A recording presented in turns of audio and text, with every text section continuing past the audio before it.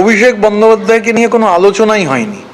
মানে অভিষেক বন্দ্যোপাধ্যায়কে নিয়ে আমরা মিডিয়াতে দেখছিলাম, আমাকে একজন জিজ্ঞাসাও করলেন, দু একজন, তো এই নিয়ে এখানে কোনো এই ধরনের আলোচনাই হয়নি। ন্যাশনাল ওয়ার্কিং কমিটি তারা যা সিদ্ধান্ত নিয়েছেন আমি গোটা সিদ্ধান্তটা আপনাদের কাছে জানিয়ে দিয়েছি।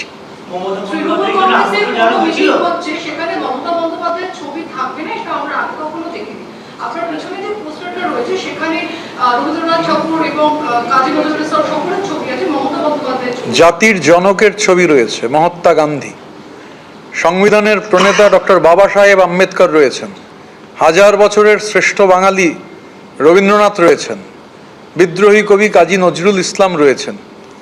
আমরা এখানে যে ব্যবস্থা রয়েছে আপনারা দেখতে পাচ্ছেন। আমরা এখানে যারা আছেন, অরূপ দ্বারা হচ্ছে প্রথম দিনের সৈনিক, জাভেদ দ্বারা প্রথম দিনের সৈনিক, বিপ্লব দ্বারা প্রথম দিনের সৈনিক। তো স্বাভাবিকভাবে আমাদের যে স্পেশাল সেশন, সেই স্পেশাল সেশন সর্বসম্মতিতে যা সিদ্ধান্ত নিয়েছে আমরা আপনাদের তা পাবলিকলি জানিয়ে দিলাম। কোনটায়? তৃণমূল কংগ্রেসের তো কোনো ন্যাশনাল ওয়ার্কিং কমিটি ছিল না, সেই জন্যই তো ডেলিগেটরা মিলিত হয়ে আজকে নতুন করে কমিটি গঠন করলেন।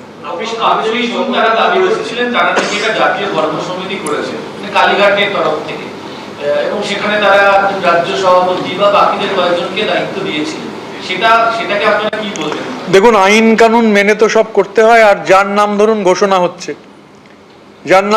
হচ্ছে বিভিন্ন জায়গায়, মানে যাদের নাম ঘোষণা হচ্ছে তারা তার আগেই অন্যত্র চলে যাচ্ছেন, পরের দিন সকালবেলা রেজিগনেশন দিচ্ছেন। এর মধ্যে একজন সো কল জাতীয় কর্ম সমিতির বলে যেটাকে বলা হচ্ছে, তার একজন গুরুত্বপূর্ণ সদস্য রেজিগনেশন দিয়েছেন, কালকে বিধানসভায় তিনি আসবেন। স্বাভাবিকভাবে এবং নিয়ম, মানে পার্লামেন্টারি ডেমোক্রেসিতে যেখানে নির্বাচন কমিশন একটা গুরুত্বপূর্ণ বিষয়, তো নির্বাচন কমিশনের নিয়ম মেনে যে কোনো পলিটিক্যাল পার্টিকে তো নির্বাচন কমিশনের নিয়ম মেনে ফাংশন করতে হবে। আমরা যা করেছি সমস্তটাই নিয়ম মেনে আজকে আমরা করেছি এবং আমরা তা সংশ্লিষ্ট জায়গায় জানিয়ে দেবো।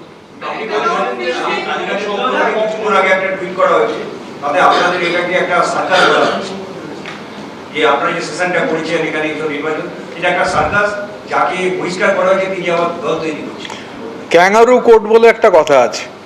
এখন ক্যাঙ্গারু কোর্টে তো সার্কাস হচ্ছে না হচ্ছে ভোজবাজি হচ্ছে, এগুলো ক্যাঙ্গারু কোর্ট ঠিক করবে না। এগুলো নির্বাচন কমিশন আছেন, দেশের সর্বোচ্চ আদালত আছেন, নির্বাচন কমিশনের ঠিক, মানে নির্বাচন কমিশন এটা ঠিক করবেন যে সার্কাস হচ্ছে।